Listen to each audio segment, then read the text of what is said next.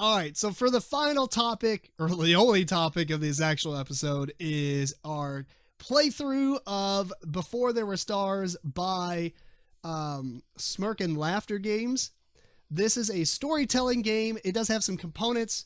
If you're watching the video version of this, I'll kind of flash some of the components at the screen, but you really don't need to see the components to understand what's going on. But basically, everybody's going to get one of these player cards. And this player card is going to outline what the game, the 4 rounds of the game. So in these 4 rounds, each player is going to take turns basically describing like a story that can be funny, it can be serious, it can be, the whole game is kind of like you're sitting at a campfire and you're telling stories. So it could be like scary or funny or just adventurous or whatever. It's up to the player who's saying it to decide. So each of us are going to get one of these cards. You're going to play with it. Make sure the top right says myth, because that's the side we're using. The other side uses a different layout of cards and what you got to do. But basically, there's 4 rounds. There's in the beginning. There's at the dawn of civilization. Chapter 3 is a great hero emerges. And the last chapter is at the end of days. And essentially, there is going to be a line of constellation cards. And these constellation cards is a huge deck of them.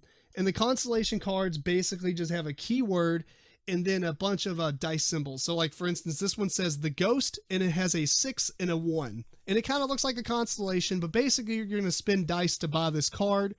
So there are 3 phases to each round. Basically, we buy cards, then we storytell, and then we award each other points. Then we do it all for the 2nd round, 3rd round, and 4th round. And there's a specialist scoring thing, which we'll go into at the end of it. And then the game ends. Whoever has the most points is the winner. We're going to put this deck of cards in some way that at least Eric and Matt can see them.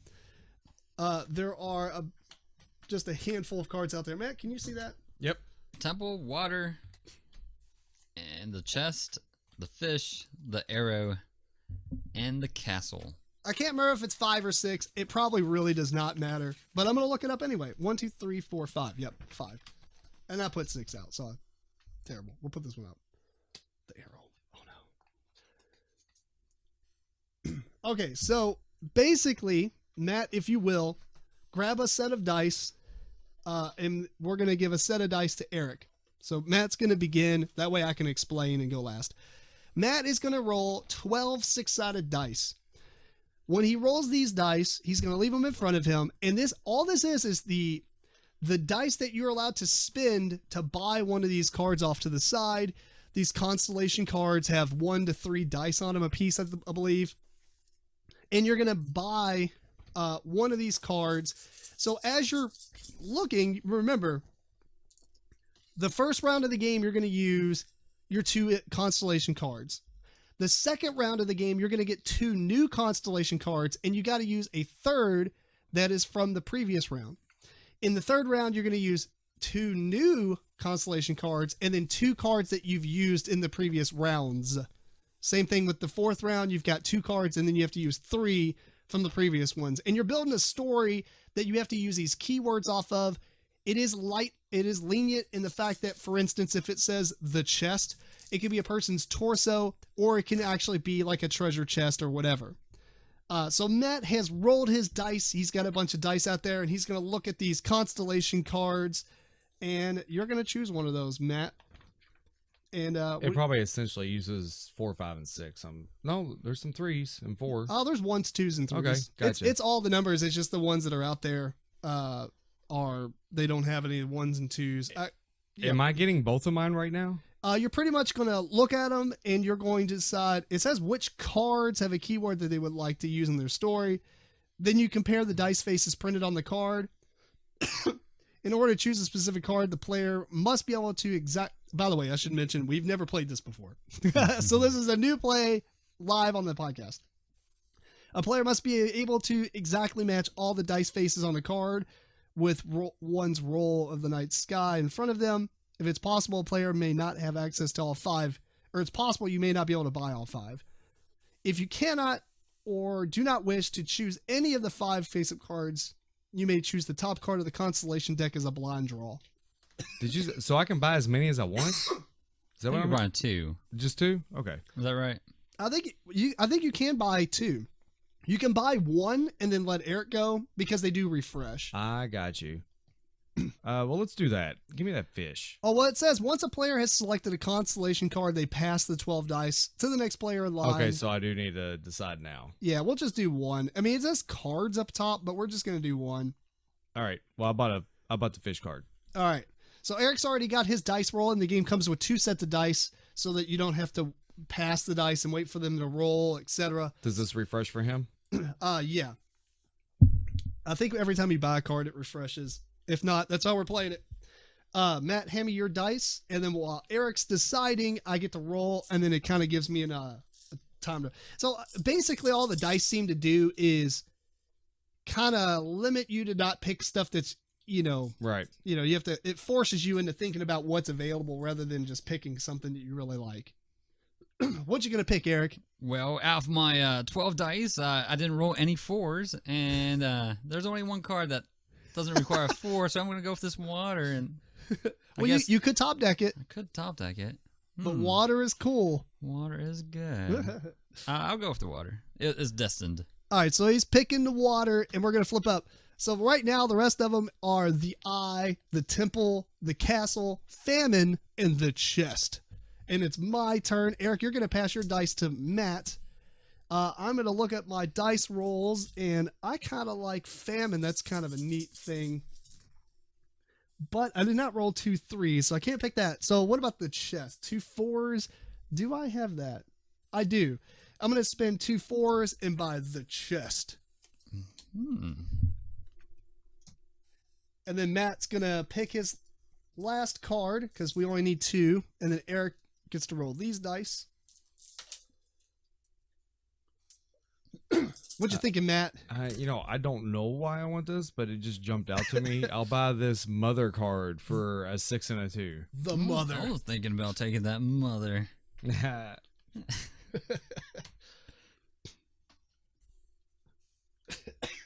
Man.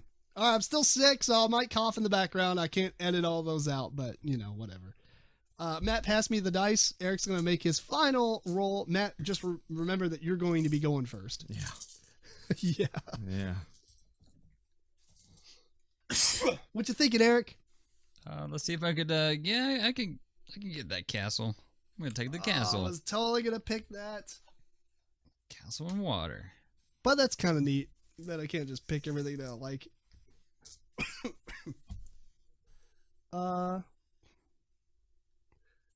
The temple. The temple looks kind of cool, but I don't have any 3s.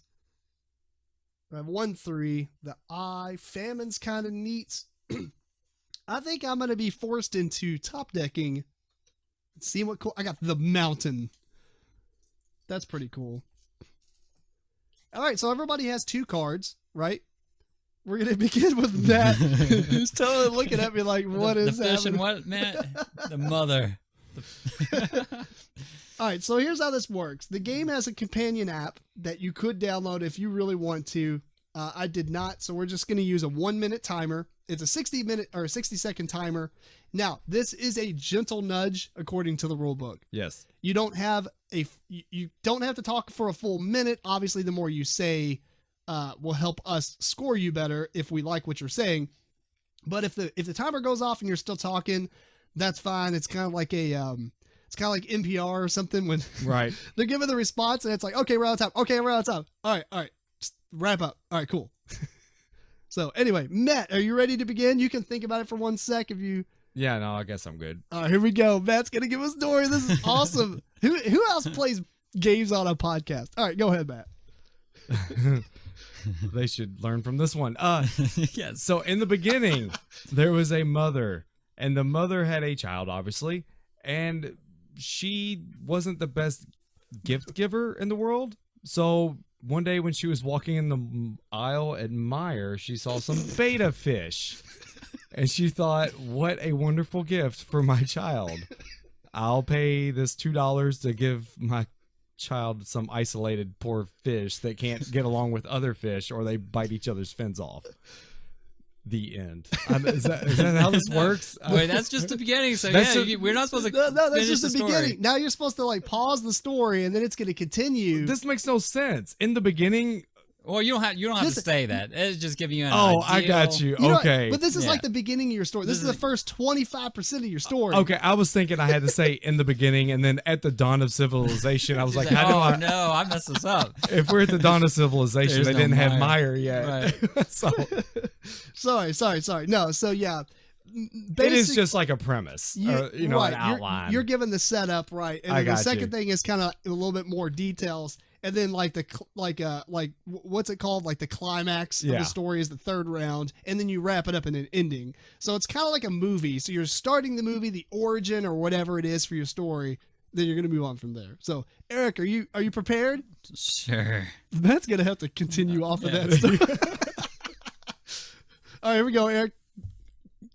So, in the beginning, there is this castle of Ra that just erupted from the ground from the water of the Nile River in Egypt. And all the Egyptians came from far and wide to speculate on what this castle was there for and why it was just came to be. So they prayed at it, and they noticed that the gates of the castle are closed. And, this went on for many, many decades. And we'll continue the story from there. Oh, it's a mystery. Did you have beta fish in your water? No. No. Okay, just wondering. All right, so I have the chest and the mountain. All right, here we go. There's a legend that a treasure chest full of magical artifacts and relics of ancient times is buried deep within the mountain of doom. And in this mountain of doom, there's many traps set by previous generations and what's it called? The previous Occupants. no, yeah, there you go. Whatever, like ancient peoples. And it's guarded by a monstrous monster that I have yet to draw the card for. But so the legend is no one's ever made it in and out alive. They've only made it in, never to be seen again. 9 seconds. Pause. We're going to see what happens next. Anyway, so So you all were very grandiose with your story. And I talked Join about on about a A mom mother- and a Meyer buying a beta fish. but that's cool. That's cool. All right, so I haven't even opened these bags, but Matt, will you grab a blue and a yellow for each player? Yeah. While you're doing that, I'm going to explain how the scoring works. There are 4 scoring phases to the game, obviously at the end of each round. And so what happens is there are like the scoring. Sorry, I just wanted to see the timeline here. The scoring is there's 2 points, 3 points, and 4 points. In a 3-player game, you get 2 scoring tokens. You're always going to get scoring tokens for the number of players -1 because you don't score yourself. So these scoring tokens we have in a 3-player game, we have a blue, which is worth 2 points, and a yellow that's worth 3 points. Each player has a colored bag. We're going to pass our bag to the player to the left. And then depending on how you want, you're going to give that player one of your scoring tokens based on a couple of different things. Not the overall presence of their story or their capability of telling a story, but more so like, did you like what they said? Or maybe they're like, for instance, Matt could have said something really funny, even though Eric said a really cool story. And I really laughed at what Matt said. So I give him the higher point value. You don't know. So And at this point, we don't say anything about the story just yet. not yet. We do some of that at the very end of the game. So we'll come back to that. So we're going to pass our bags to the player to the left again. And then your final scoring token goes in this bag. Without looking at it, Eric. No. Why would you look into a bag? This is a bag. And also, did you keep your tokens out? What tokens? Your star tokens? Was that like, did you keep them here? Oh, yeah. Like hide those in your okay. hand or Yeah, something. All right. I got it. We've played games before. All right, yeah. So you keep those tokens hidden, and you randomly seed them in different players' bags on how you want to award them, basically. All right, so we're going to move on to round 2. Round 2 is Chapter 2 at the Dawn of Civilization. Obviously, this is continuing your story. It's going to build up a little bit more, but we're going to do the same thing where we're going to pick more constellation cards. The caveat, though, is we have to use the 2 that we're going to buy and 1 from the previous chapter. You don't have to use both, but you can. You can use as many as you want, but you're required to at least include 1. Right. Incorporate it back into your story. Yeah, that way it continues to have a flow. So, Eric, you get to start this round. All right. Take Matt's dice. While he rolls, I'm also going to roll the other set. At first, I thought this was kind of dumb. They included like 2 whole sets of dice, but it is kind of neat. Keeps everything moving. Yeah, it keeps it moving a lot faster, especially if you were playing with like 6 players. You know, with having so many dice, I thought, hey, I can get anything I want. But even with 12, sometimes there is a possibility that you're not going to be able to do so. And I think that's kind of cool because you got a good amount of choices, but it does limit you, so you can't always pick the one thing you're like, all right, I need this to continue my story or whatever. What you gonna pick, Eric? Oh man, there's the eye, lightning, the mouth, famine, and I'm gonna go with this famine here. The temple. All right, so the next card that flips out is the candle, and Eric passed those to Matt, and I've got my dice out here, and I'm looking at them, and I think the lightning is pretty cool. 1, 2, and a 4. I do have that, so I'm gonna buy that card, and we replace it with the eagle, and Matt's going to make his decision while I pass the dice to Eric. Let's see here. What do we got? You got the eagle, the eye, the mouth, the candle, and the temple. Oh, man. Let's, I'm going to talk while Matt's doing it. So one cool thing about this process is you're kind of thinking of your story as you're picking it, because you don't want to just pick something random. You're looking and you're like... You can top deck, though, right? You can top deck. That's what I did. So Matt's like, what can I add with this beta fish? Did we start with a new 6 for this round, or does it kind of stay out? Kind of are forced to pick something that maybe is out there from previous rounds. Yeah, I think it just... It would be nice since there's so many cards to swipe them. Yeah, to swipe them between rounds. This ends the stargazing phase, and the remaining face-up cards from the constellation roll are placed back in the box. Yeah, that's what I was thinking. That is nice.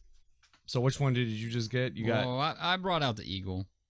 We'll leave the eagle and just replace the other. Give you 5 more. I put the candle out, I think. Oh, okay. Well, did you want to back up and do yours? No, I got one that's okay. Okay. Yeah. So you top decked though, didn't you? Is that what you said? No, I did last round. So we got the eagle, the feather, the father, my bad, the father, and now you have the scorpion. Eric's got the mother and the father. Mother and the father. All right, the scorpion, the father, the eagle, the sun, and the book. And again, these cards can be interpreted in different ways. Like father could be interpreted into a creation, like a god, or something like that. Or it can be like an actual father. So you can kind of interpret it, and you don't have to use, like, for instance, you don't have to use the exact wording. Like the book, you could say, the Necronomicon. It's a book, or whatever, the dictionary or whatever. I have no clue. You know what? Let's go with... You don't want to bring the father into this story? No, but let's go with the book. The book. 4 and a 2. Let's go with that book. Oh, I like it. All right, hand me those dice. Go good with your story. We're going to flip out the rainbow. Eric, that's all you. The rainbow. I have a 4 and a 5. I'm going to go... I think the sun's going to go into my story here, so... The sun? Yep. I'm going to take the sun. The sun. All right. It gets replaced with the child. S-U-N son, not the child's son. Oh, well, here's the child. Yeah. Oh, the rainbow, the eagle, the father, the scorpion, the child. Oh, the child actually is kind of cool. 1, 4, and a 6. Do I have that? 1. I did not roll a 4. That's very sad. What about the father? A 5 and a 4. Oh, wait, I didn't roll a 4, so I can't pick that either. Oh my gosh. the scorpion. Yeah, 2 and a 5. I got that. I'm getting the scorpion. All right, Matt. Last card.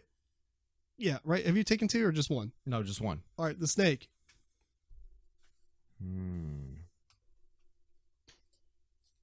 So we got the father, the eagle, the rainbow, the child, the snake. Let's get crazy. Let's get that rainbow action with the 4 and 2 1s. Crazy. Crazy the rainbow. All right, Matt, hold on to your dice because next round it's going to be me and then you. All right, so basically in the chapter 2 at the dawn of civilization, you've got to use the 2 cards that you just purchased plus 1 or more of your original cards. Mm-hmm. And Matt started, right? That's right. Yes. So Eric, you're going to begin us with this section of your story. All right. And, So I left off with the Egyptians. You know, they were crowded around. Timer, ready to go. Bam. They were crowded around this castle that erupted, as you remember. So they're out there for decades, waiting for someone or something to emerge from this castle, and the sun is just beaming down on them. And you know, they stopped working. They're spending all their time just praying and watching this castle, waiting for something to emerge, and it causes a huge famine to outbreak. You know, no one has food. They're out in the sun, and just getting scorched. So they continue. They're relentless. There's something that's going to come out of this castle and save them. So we will continue. All right, so then we're going to go to my story, which is the mountain that has the treasure chest of awesome in it. Generation after generation have sent their best of warriors and adventurers into this mountain to try to retrieve this so-called box of treasures, for different reasons. Some think that there's a lot of things in there that can heal diseases and cancers, and some think there's, just riches beyond belief. Others believe that they're going to find the powers of gods laying in this box. Well, as generations go on, we have one hero who actually has special powers. The whole world starts to develop these powers, almost like mutant superheroes, and he has the power of lightning, and he actually can use this to spray lightning out of his hands and do different things. So he goes in there with his sword, his shield, his armor. We're kind of archaic in this times.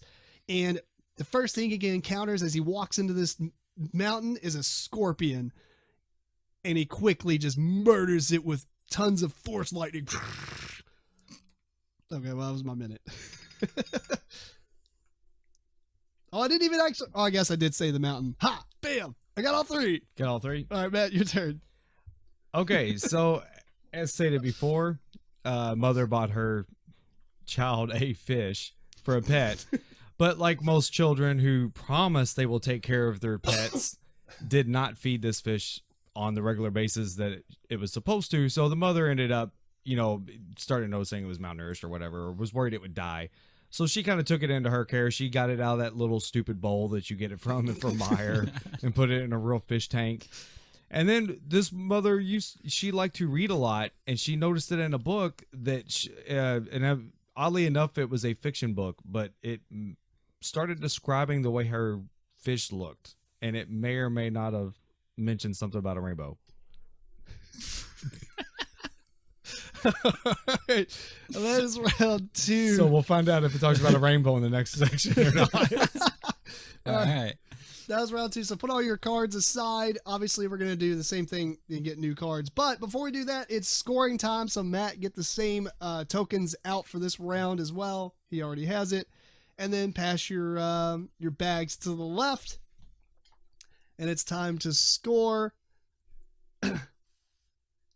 And then we pass them again. Oh, Matt's contemplating. And then you put your final one in this one. Obviously, I don't think this game is really meant for winning as far as points goes. It's just a fun activity to... yeah, it's more about the activity than try to get getting the win. All right, so we refresh cards. Yep. So we refresh these cards, and we're going to have 5 new ones. We have the ant. We have the cave. We have the liar. We have the kiss, and we have the soldier. And I believe I get first pick on this one. Is that right? Yes, I think so. All right, so I'm going to roll my dice. I should have those rolled beforehand. And, man. I mean, the cave just sounds like it's too easy. You know what? Do I have a 3? 1, 3, and a 6. I'm going to buy the liar and replace that with the forest. All right, Matt, you get to pick a card now. I'm going to hand my dice off to Eric. Oh, I got to use this 5, 3, and 2 on that kiss. Oh, man, I was going to use that kiss. No, I'm getting that kiss. I had it already incorporated in my story. Mother and fish. Now we're flipping out the arrow. And Matt, hand me your dice. I got a lot of 3s and 6s. 2s. How's that arrow looking? 1, 3, and a 6. 1, 3 is he's going for I'm going for Egyptian that times. arrow. All right, so we flip out the spy. I'm gonna use a 1 and a 4 and buy the ant. Oh, I was supposed to take your dice, Eric. And now Matt gets to roll. He's gonna choose his second card, and then Eric will choose his, and that'll be the end of the choosing. Remember the theme, I guess, or whatever for this one is a great hero emerges. It's like, I guess, kind of the climax of your Climax comes at the end. well, whatever. What's it called in like books where it's like the no, it's like climax, isn't it? Yeah, Oh, where it reaches the height of the storytelling. maybe Because the that's the most reveal and then exciting the- part. Yeah. Climax is, Yeah. Isn't the climax at the end? No, the climax is I mean, Yeah, it's the closer to the climax end, and- which is why this is and like then you have 3. the- 3/4 of the way through. All right. About. Oh, Yeah.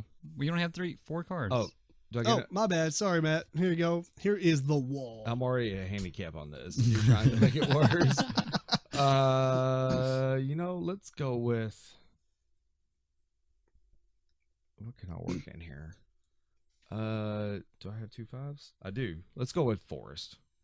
The forest. All right. Yeah. And Eric, you get one other card here. We get the blizzard. Oh, no blizzard in Egypt, or is there? Or is there? Now I'm gonna get to 5, 3, 2. I'm gonna take this soldier. Just gonna go with my arrow. All right, cool. So we're going to discard these, and we're going to begin the next round, which pretty much begins with me, I believe. So on this round, like I said, it is a great hero emerges. We've got to use the 2 cards that we purchased new, and then we have to use 2 or more of our previous cards that we've played on the first 2 rounds. So just to remind everybody of my cards, I bought the liar and the ant. My previous cards is the scorpion, lightning, the mountain, and the chest. I'm only really doing this for the podcast because if you were playing, you could probably just look over and see the cards I have. All right, here we go. So I'm going to, so this is a great hero emerges. All right. After our adventurer destroys the scorpion and just obliterates him, a great hero emerges. Or does he? A man starts clapping from behind a pillar. Slow golf clap. As he walks around, it's an old man. You can tell, like, he's old. but you don't quite know how old. Like, ancient old. Like, so old that these guys going to fall apart. No, just kidding. He walks around and he's like, not a lot of people make it past the first room, the first trial. You better be prepared. I didn't really think that far. Our adventurer's like, prepared for what? And he's like, prepared for the 7 rooms of trials. You need to have the key. Or is he lying? And then an ant appears from the next room. But not just one ant, a lot of ants. That's my story. Me? Yep. This is actually harder than I thought. Like, it's like a lot of You cards. see I have why to me talk and about. Eric didn't want to do this. No, it's Tim, cool. don't make us. It's cool. It's cool. It's cool. All right, Matt, you got a minute. Ready? I'm having fun. Yeah, it's kind of neat. I'm just not usually good at this stuff, but I think I'm going to turn it around right here. I think I got something good Here going. we go. Here we I like go. it. All right, so forget what I talked about this stupid book that she was reading because it made no sense whatsoever. But anyways, the mother started growing really fond of this fish, and she kind of sensed a connection with him. This is obviously just like in pet owner kind of fashion. But she just noticed that like whenever she come around, he kind of get excited, probably because she was going to feed him. But one day, they lived next to a forest. And unbeknownst to her, this bear was lurking around her garbage, and then she had the door open because it was nice outside, and it comes in. And it starts to, like, it stands up on all fours, and it's, like, really threatening in her, and she doesn't know what to do. She's not a gun owner. But all of a sudden, this fish starts to flutter, and this rainbow starts shooting out of the aquarium, and it just totally entrances this bear. Now stop there. All right, look at that. Look at that. Damn. The fish is my hero, by the way. He emerged. You emerged. He emerged. All right, Eric, you got 1 minute. Ready? All right. Here we go. So there, during this great famine, they continue, like I said, continue praying at this castle, just erupted out of the Nile River, and one day something changed. A door crept up a little bit, and out rolled a golden arrow. And they was like, why would the temple or this castle provide us this golden arrow?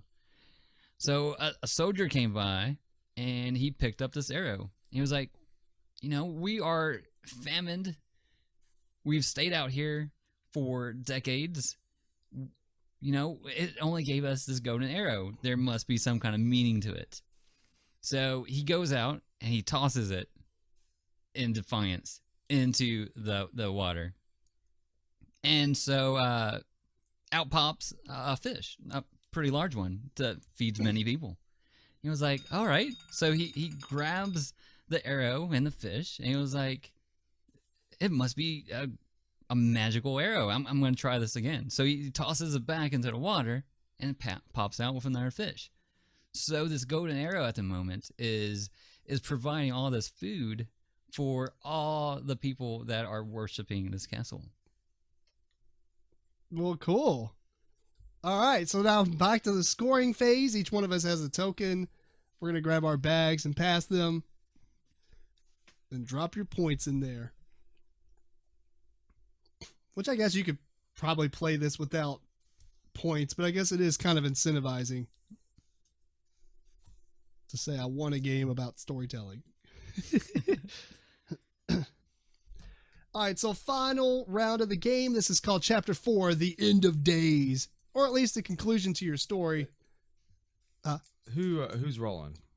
You're going to start, and then Eric's going second. Yeah, so we've got the dragon, the shield, the whale, the seed, and the anvil. If only I could roll this dragon. It's like easy mode. So the way this round's going to work, you're going to buy 2 new cards. Those are the 2 cards you have to incorporate into the story. And then you have to at least use 3 of your previous cards from the rest of the game, which right now we have 6 of. So this story, this last minute, you're going to have to use 5 cards. 2 of them have to be the new cards. Interesting. Matt, what you thinking? I think I want a top deck. Oh, here we go. Here we go. Yeah. You want to keep it random for us? Yep. All right. Hand me your dice. Eric's giving his roll. Oh, the new card for you. Oh, no. Matt, top deck. So you got all the... I got 2, 3, 6. I'm going to take the shield. The shield. Eric took the shield. We flip out the valley. All right, the dragon takes a 3, 4, 5, 6. I have a 3. Oh, I do not have a 4. All right, no easy mode for me. Was it 2, 4, 6? I don't have a 4. What is this? We can't roll 4s? Yeah, no. Something wrong with these dice. I kind of like top decking. It's actually kind of fun. I'm going to top deck it. Let's see what it is. Interesting. Matt's rolling for his last card here. I'm handing the dice to Eric. The cards haven't changed, have they? No, you and I top deck. Eric took I took this one and the Valley came out. I don't like these cards. Give me another top deck. Oh, here it goes. And we have to use both of these cards? You have to Yes. use these two and then three Three or up more of the here. rest. Okay. What'd you get? The judge? The dog and the judge. Oh, yeah. I don't know how I'm going to work these in, but I didn't know how I was going to work any of that other stuff in either. Oh, my goodness. I have 1, 2, 3. At least this makes the decision for you. Yeah. I have 6 threes. What can I do with threes? 6 3. There's nothing out there. There's Not one even have thing a that three? takes a 3. The dragon. What you thinking, Eric? I'm thinking I am going to 1 and 2 take the seed. The seed. We flip out the road, and actually have a 3, 4, 5, and a 6. I'm gonna take the dragon No. and finish off my medieval adventure here. All right, so we're gonna start with Matt. Matt, just to remind everybody, what are the 2 cards that you got this round for the final round? The judge and the dog. All right, And dog. and we don't really have to talk about the old cards because we've kind of heard them. And you ready? Give me 1 second. All right, cool. Eric, what 2 cards did you get? Oh, I got the shield and the seed. Shield and the seed. And I've got the necklace and the dragon, Cool. which the dragon would have been cooler in the in the hero emerges climax scene, but that's fine.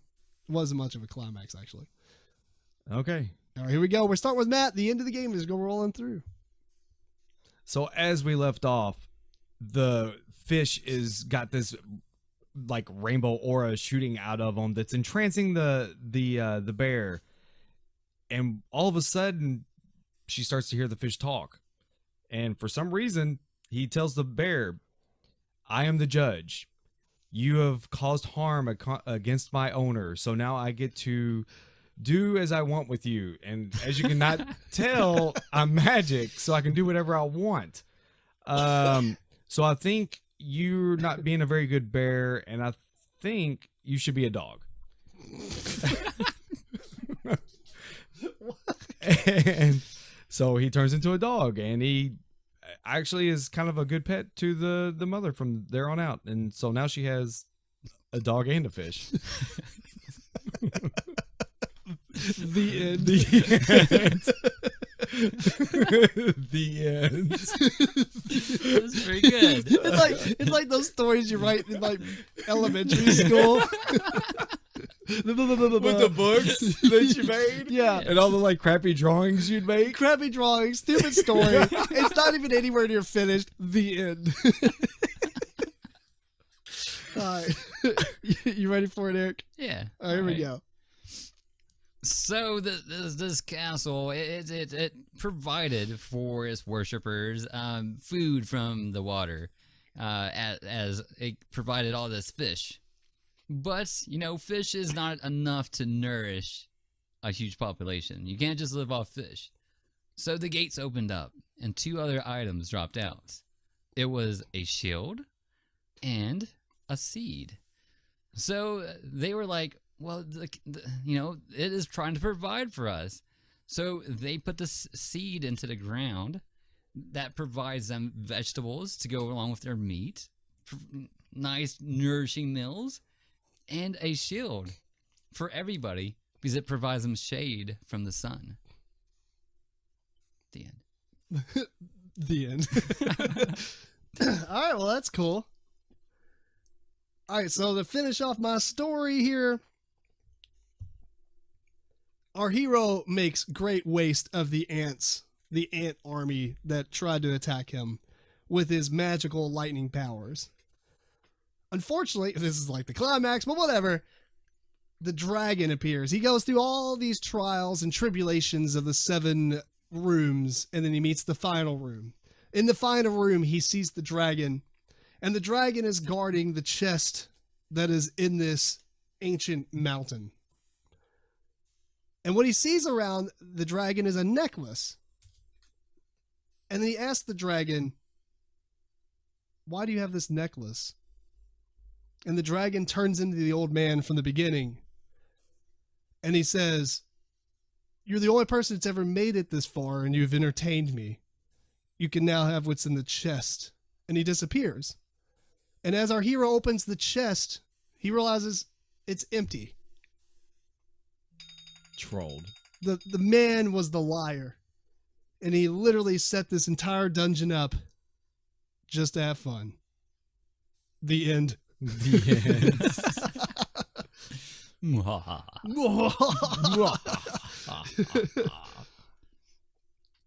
All right, so final round of scoring, and then there's one last scoring thing that I'll explain, and then that was it. All right. All right, so pass your bags to the left. Oh, you might want mine.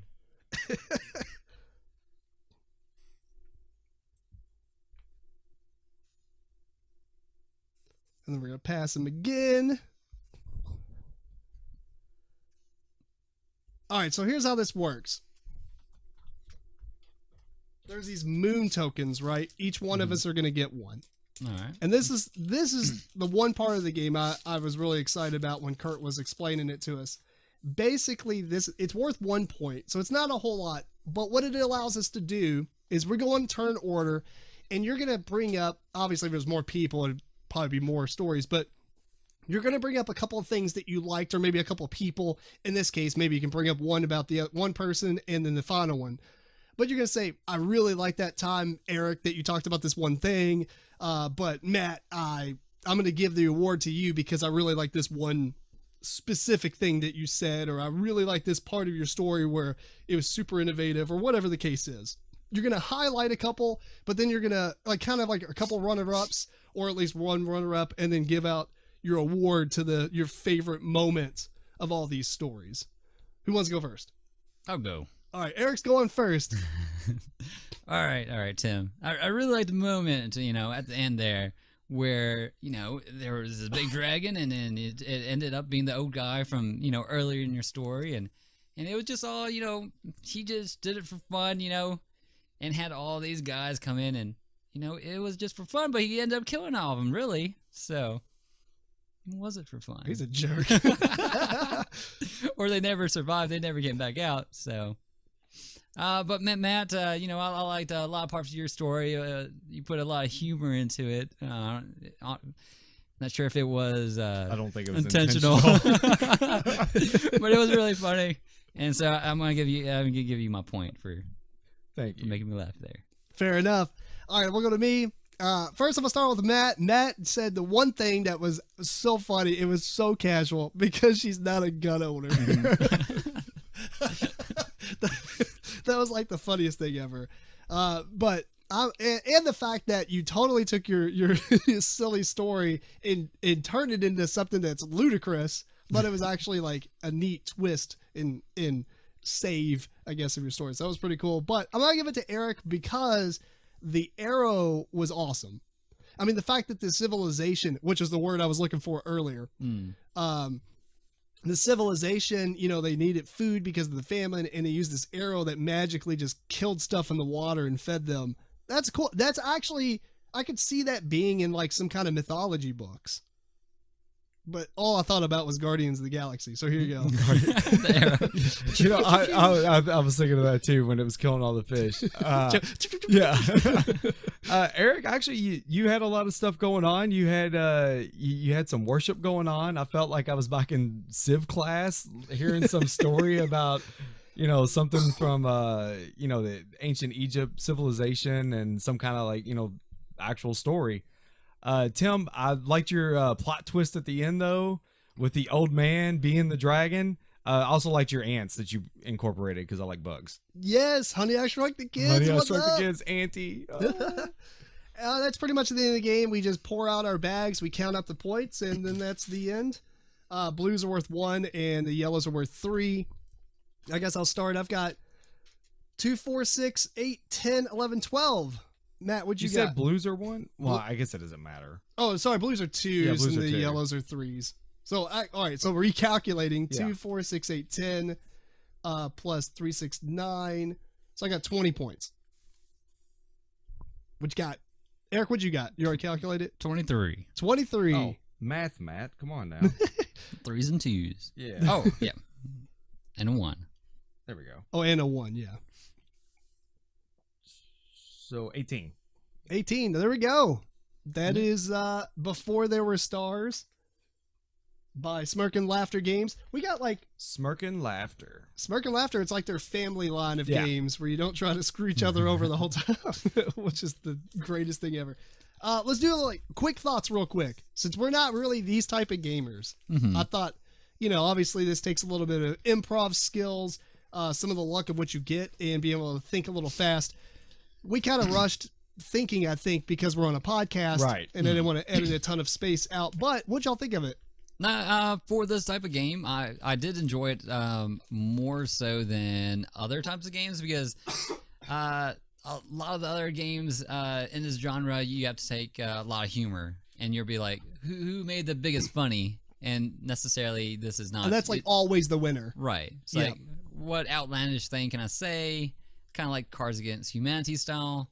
The one that makes someone laugh or put some obscene thing in it usually might win. But Yeah, whoever but talks this- about male anatomy parts the most is probably going to get the most so laughs. I did enjoy that part of it. That was quite different. So Yeah, actually, you know what? I'm actually rather impressed by this. It was kind of neat because we asked Kurt, how if I was better at time management and be able to get Skype working into our mixer and all this other stuff, Kurt did agree to come on the podcast and do this with us.